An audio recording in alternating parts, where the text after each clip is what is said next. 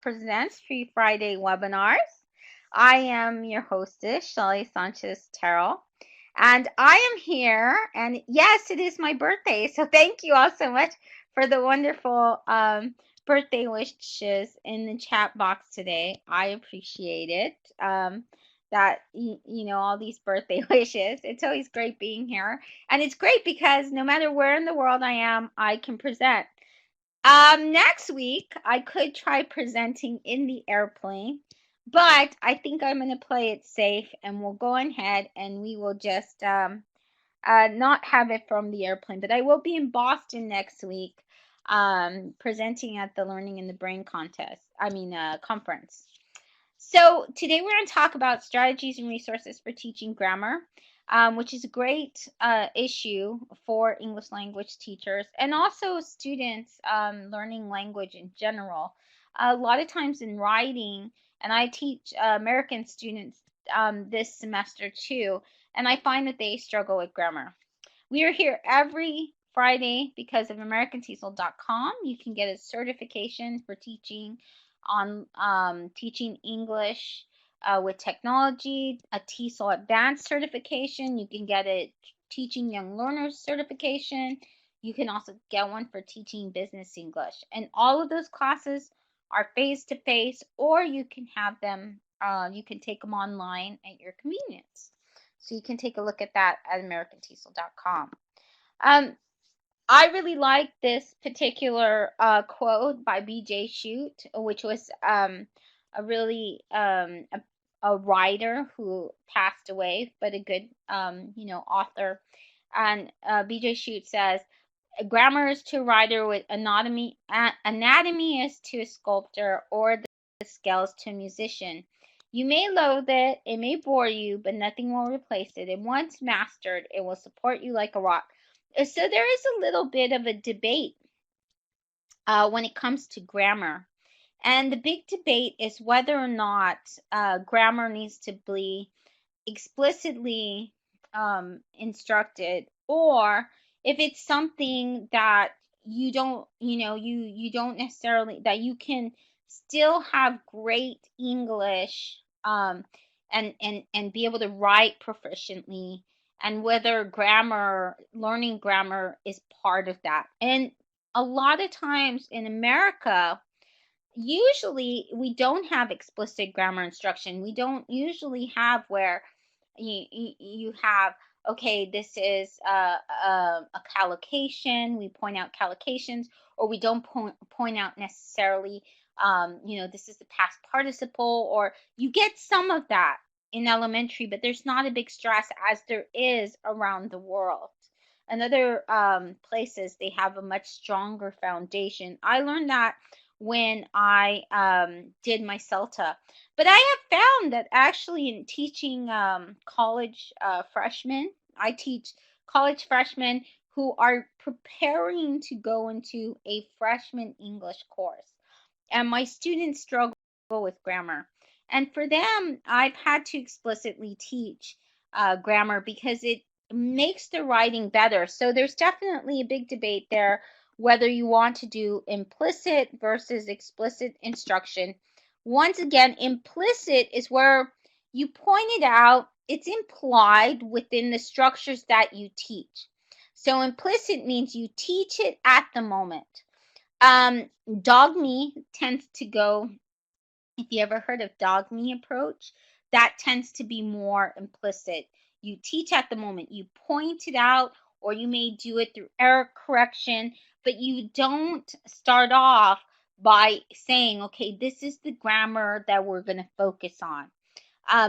It comes through conversation. It comes throughout the lesson, and then you may point to it. You may point it out. Oh, this is the past tense. We are talking about what you did yesterday. That's the discussion today, is we're going to talk about what we did this past weekend. And then when they come up and they're using that grammar, then we talk about, but that's not the focus of the lesson. That's not even necessarily an objective of the lesson. That's what implicit instruction means. Explicit instruction is different. That means, yes, this is an objective of the lesson. The objective is we are going to learn what is the past tense. We're going to learn structures and forms of the past tense. We're going to do this by showing students through a visual graph. And then we are going to show them, we're going to practice the pronunciation of ED because that's part of the past. And so all of that would be explicit instruction. The students know right away, this lesson is about the past tense. Implicit instruction also means that you can mix up the tenses, and that's what Dogme tries to, if you've ever heard of the Dogme approach, that it's going to go ahead and tell you as well. It's going to let you know, that there's different tenses that come up within the conversation and that you can point out to all of those. So the explicit introduces the rules and the forms. If you're confused, I know right now it's daylight savings time. This is the daylight savings time link that I just put in the chat box for next week. So when you click on this link, it will tell you what's the time in your time zone. That should be, it automatically reads your time zone and lets you know. So that should be very, very helpful, this time and date link. So whatever kind of grammar you teach, one of the most important rules about teaching grammar is the context. Context is always important, and your grammar instruction is going to be more powerful if you have a context that students really can identify with. So it's not just enough to have the setting and the situation, even if we're role playing. Let's role play and let's say, okay, we're at an airport.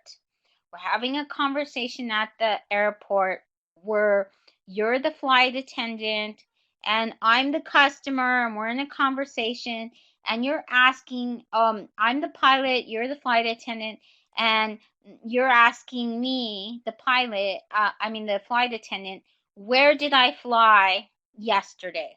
Okay. So that could be the context, that could be the situation, and we can be using the past tense there. And so that's a good context. But it also not only has to be that kind of a context, but also the context that students can identify with. So for that situation, that context would not be appropriate for what age group? Well, maybe it wouldn't be appropriate for young learners who have never flown in an airplane yet, probably. So that might not be a good. So when you are choosing the context, it's important that that you are paying attention to, if it suits your learner's needs. Of course, if you're teaching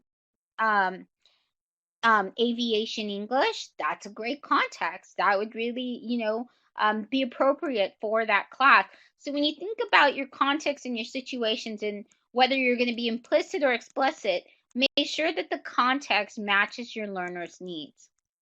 Make sure it's conversations they will actually have, hopefully within the year. So if it's not a conversation they're going to have pretty soon or could have, or in everyday life they might have in their language, then you need to come up with a better context, because we want something that's relatable and relevant now.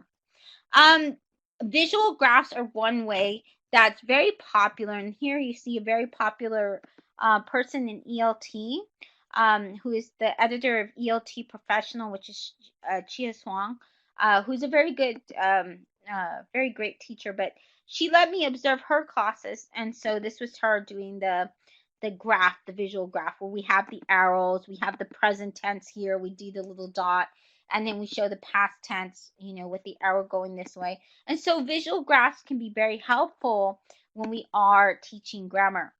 Visuals in general are really great for teaching grammar. I know when I was learning German, it was really great to have those charts. Those charts for me are very helpful.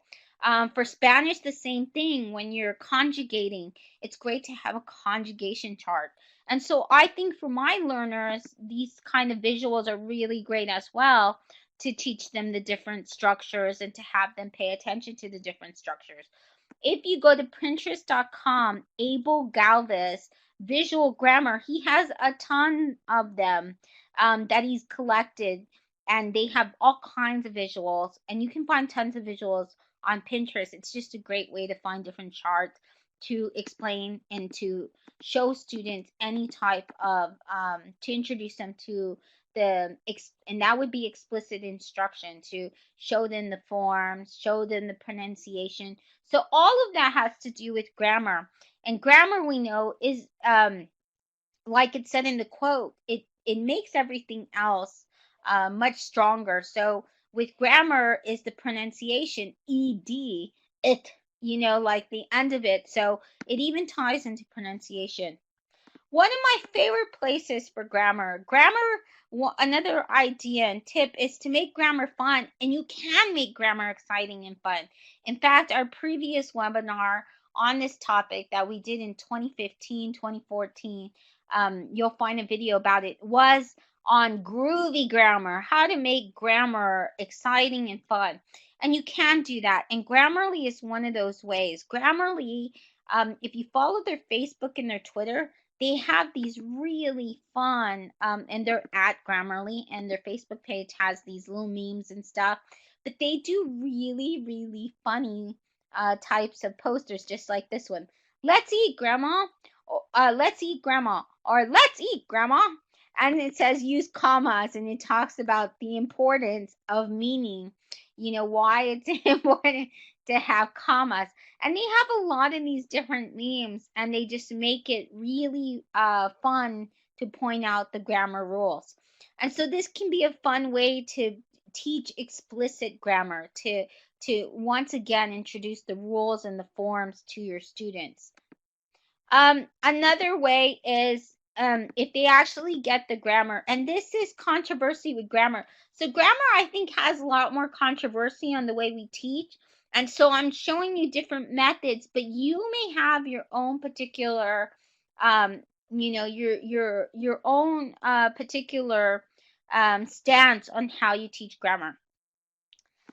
I think that for my students, I'm okay with them going through a grammar correction site. And for me, the reason is because some of the grammar rules, it isn't because they don't know the grammar rules. It is because they're not paying attention to it in their papers because of autocorrect, or because they're used to Microsoft Word. And then when they use Google Docs, they get it wrong. So I ask them to go through a grammar. The other part is they already know that a grammar correction site is not going to actually correct most of their grammar. And even the grammar where they don't know, where, for example, subject-verb agreement, if their subjects and their verbs don't match, the grammar is not usually going to catch that. So I introduce them to sites like Grammarly.com, and I'm not worried that they're going to, get all their grammar corrected using these, because it's been my experience, and I've used these sites, that they don't correct their grammar, that they have to go back and they have to figure out, what they can go do. So Grammarly.com, I have them look through. Some things that it might note is, for example, capitalizing the word I. A lot of my students, even though I tell them you capitalize I because you're a VIP, a very important person, that's why you capitalize I, my students still forget to capitalize I's. Sometimes they forget to, they'll put extra periods, or they make very silly grammar errors. And for me, I want them to correct the silly grammar errors, so that way I know what is the grammar errors the most struggle with. But some teachers don't agree with that. Some teachers would rather them not, that they would just go back and, edit and make sure that they correct it themselves. It's good to learn by identifying and correcting grammar errors from others, or in other work itself. Peggy George did a great thing. She by sharing this particular site, which is the Go Sandler. It has free PDFs of famous tweets by famous celebrities like Kanye West, Beyonce, and so your students, and this is a very popular way to approach grammar, is have your students correct what celebrities post, because a lot of them make so many errors. And you can point out, see, these are native speakers of English, but they make mistakes online too. And we need to make sure, we can go ahead and we can correct them, because that way we make sure that, English is presented correctly, the language. And so you can have that where they have these sheets and they correct, and I have them more compares, and then they have to argue their reasons for the edits, or they can argue the reason why they wouldn't have edits. And some of my students, for it, example, this one gets a lot of argument. How would you correct that last part? Can you see NY? What would you say is the correct, would you correct that? And I'll tell you what my students say. Okay, so Peggy sees, yeah, the NY, the period. So and then the, how would you correct this one? So my students do not believe that NY. I even say New York, but they have argued that because we don't really abbreviate that way. That's not a common abbreviation or language thing. For native speakers, you wouldn't say I'm back in NY. You might say I'm back in NYC, but you wouldn't use that kind of collocation. You wouldn't say, you could abbreviate NY with N period Y, but I argue that it's not grammatically correct because that's not native language speaking. And so, yeah, exactly. I would state the complaint. But exactly, so what Peggy says is exactly what my students say. They say, but in Twitter, you don't have 140 characters. So on Twitter, it's okay to do that. And so I have seen that as a good argument, but what I really like about this is that when you have the reasons for edits, you get in these discussions about grammar and grammar on social media, and it really helps your students think about how they're posting and sharing grammar on social media. And then I say, okay, if that's the argument, let's count. Let's go ahead and look at this tweet and see if that's really the case. If he didn't have 140 characters, that's why he did that. So then we argue that point too. If you have the 140 characters, and so it's great because your students get in a great discussion about whether or not, and then they'll remember that every time that they make an abbreviation, they'll keep that in mind because you had that discussion. They have several tweets like this, and I love the part where it says reasons for edits, and then you can put that and have a grammar debate. But like Peggy said, you can also do that with Donald Trump's tweets. I think that is too. Marie Antoinette said, "Wanna, is that acceptable in writing?" All of those I think are really great, and you get to decide. You get to decide what you think is acceptable or not. Sometimes my students win me over. So yes, they did win me over for that argument about when I was teaching, when I was in Venezuela. They won me over with that argument about the 140 characters in NY. I said, well, I think we should do NYC, because you would say in NYC, I was in NYC. And in fact, the spotted pig is in NYC. So that was my argument, that it would be better and more native speaker like to say NYC to add the C versus NY. But so anyway, we had our agreement. You can correct other places on social media. You can correct comments on YouTube. You can correct them not only for the language, but what is appropriate language, which is also part of grammar as well. It's part of academic writing. It's the difference between academic and spoken voice. So I think that's very important. I noticed that is a huge error a lot of my students make, and they're native speakers. So things like that, wanna, you might talk about context. Is wanna okay in a Yelp review? Is it okay in a tweet? Is it okay in an essay? And you know, it's good to go through that certain types of writing because our students still need that. Is it okay for an email to your boss? Is it okay for an email to your peer? So these are questions that you can ask, and you can see how grammar changes depending on the platform now, the social media platform, and also depending on their audience and the purpose. So they can correct and write reviews. That's a good thing as well. They can peer edit and notice corrections in their peers. In fact, today we did a peer editing activity with our argument papers. And I like this method where students have to say two stars in a wish. So 2 stars means 2 ideas I really like from your writing, but here's a wish, or here's something that I think that would really improve your writing. And so that's what you can get your students to do. A lot of times our students get really shy with peer editing. They don't want to make corrections. I even have to tell my students, not to be offended. These corrections really help them and things like that. Then we also have where you can teach them proofreading marks. So if you do this quite a lot in an English class, you may want to introduce them to a set of proofreading marks. This one is from this Beck business class, Weebly. I really liked it a lot. But on this particular one, if you introduce them to a chart, that way when they're looking at your corrections, they can see this chart as well, and that's what they understand are the way you do the proofreading marks. But also that way they can know this language or the system when they're going throughout and also correcting each other's work.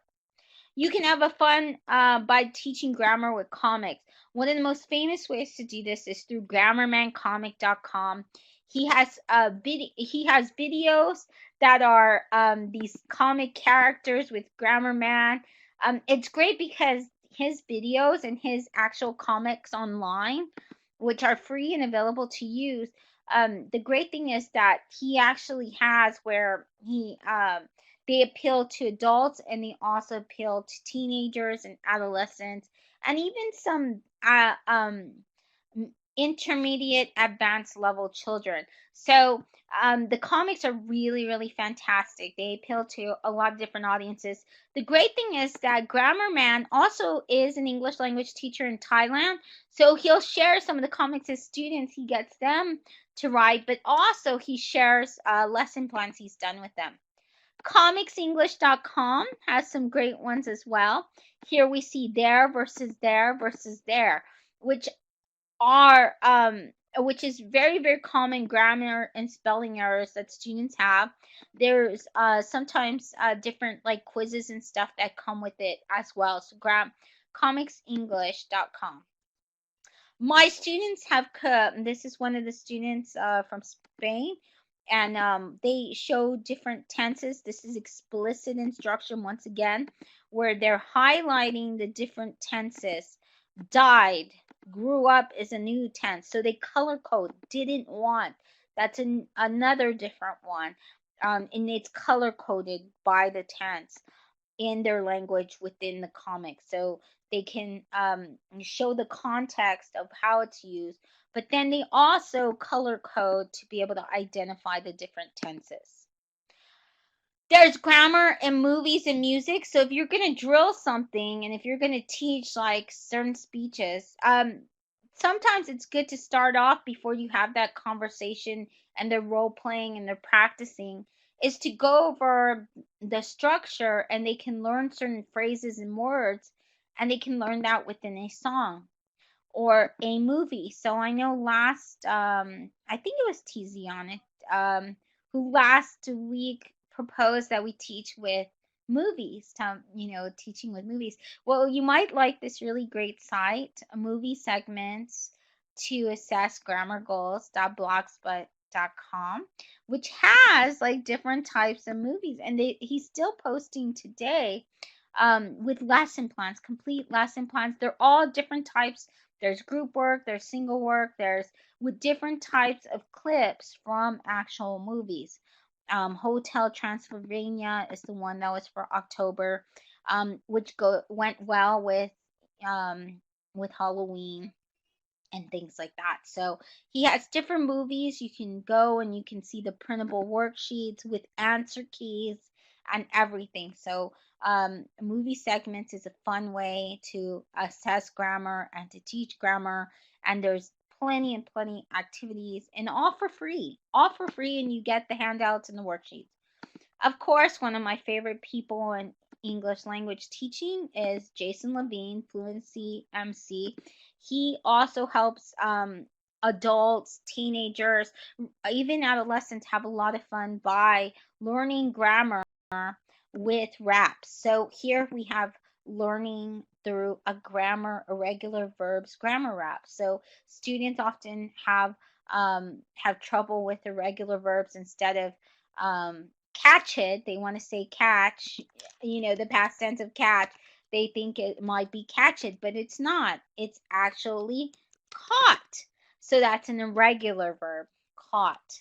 And so we can teach students those tricky things in English that sometimes don't even make sense to us, that don't follow the rules, by sharing it with a rap.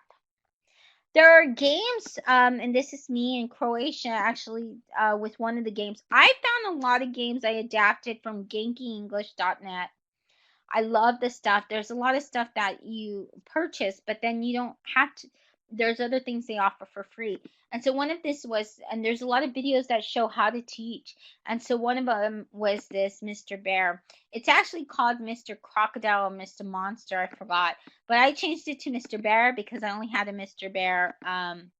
Well, that's, I change it depending on what kind of puppet is in the classroom. So for this particular one, we had this little bear. So it was Mr. Bear. Mr. Bear, Mr. Bear, how are you?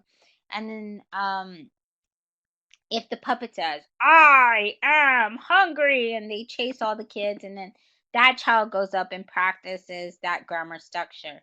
Mr. Bear, how are you?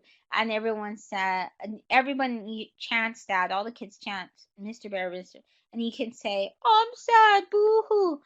And then he says different, responses. He responds in different ways to learn. So the kids learn the different structures and the vocabulary. So you notice how a lot of these, you get pronunciation, you get learning of new vocabulary. There's still speaking and listening that comes with that. There's reading. So grammar integrates everything. It, really enhances, back to that quote, a lot of different things. Boggles World has an ESL Games board game that you can print out, and it gets students. The thing that I like about Boggles World is these grammar game boards are interactive. The students speak, they do things. It's not just that they see and complete a worksheet. They're actually doing something. They see the forms. For example, clean room. Then they can say, I cleaned my room yesterday. I am cleaning my room right now. So, they get to, depending on how they landed, they have to come up with it. There are some digital games, so maybe not classroom games, but games you want them to play online. This is what we use currently and in the past, last semester, that I learned about from my English department, which is chompchomp.com.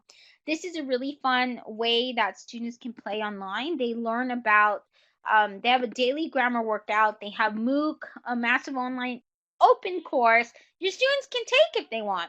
But the great thing about this is that they actually have exercises, and each exercise is a game. Instead of just a worksheet, they learn what is a comma splice versus fused sentence. They get the structure highlighted. They get a little lesson. And then after they get the understanding, it's a game they play. So they actually highlight it, and then they ask, is this a comma splice or a fused sentence? When the students choose, it tells them, yay, you are right. You win a cool cyber car. That sentence was fused. So they win a lot of cyber prizes. And if they didn't get it right, they have a chance to do it again. So it's a lot of fun. They get the explanation. There's also PDF. If you don't have computers available, you can print it out.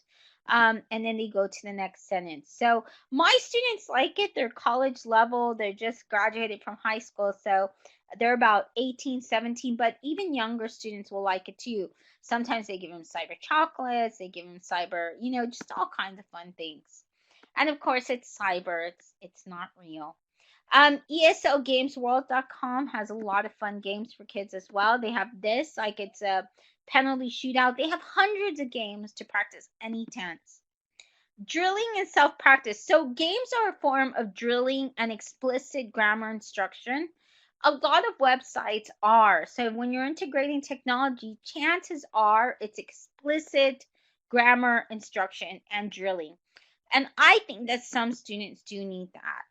One of my favorite resources that I use with my older learners are these writing tutorials. And this is actually from the City University of New York. Great thing is that they have students do more than just fill in the blank. Students actually click and then they make the correction. They make the correction within. And so I really like that. They have to identify and then make the correction, and then it lets them know whether or not they made that correction. So here it's pink. I was able to tell, okay, that's what needed to be corrected in this paragraph. And then I typed in crashed, and then I inserted it. And so that's what I like about this particular tutorials. And they have a lot of them, not only on grammar, but on writing as well. My students, we complete this every week. We do one of these tutorials, that or one of the chomp chomps. And the students do enjoy it. And what they do is I take like a participation grade. They take screenshots of what they've taken, and then they show me that they have completed these exercises. Quill.org, you can join this, and it has a lot of different sample activities like this. You see where it says geese fly south, it gets cold in the winter. And then they have to combine the sentences. And it has a lot of interactive activities like that. It's an online platform your students do have to register for. For Grammar Chomp and for this one, the JJJ, they don't have to register for those. So I kind of like that idea as well. But here with Quill, they would have to register, but it is free, and they have tons of different activities they can do. Slash questions and sentences. So here's some other techniques that I'll show you before we go. Where you have a slash, you basically slash, and your students have to come up with sentences or questions with this verb, with this particular form. So for example, you can throw a ball around and your students would have to turn that into a question. How was your day? How is your day? So, I mean, that's basically what slash activities are. It's where you can have different options as well, depending on the context. And that's it. So those were all the sources that I shared. I hope you enjoyed them. We will see you next week when we talk about Thanksgiving activities to really promote diversity and also to teach about history, which I think is really important for today's political climate everywhere in the world. So thank you all so much, and we will see you next week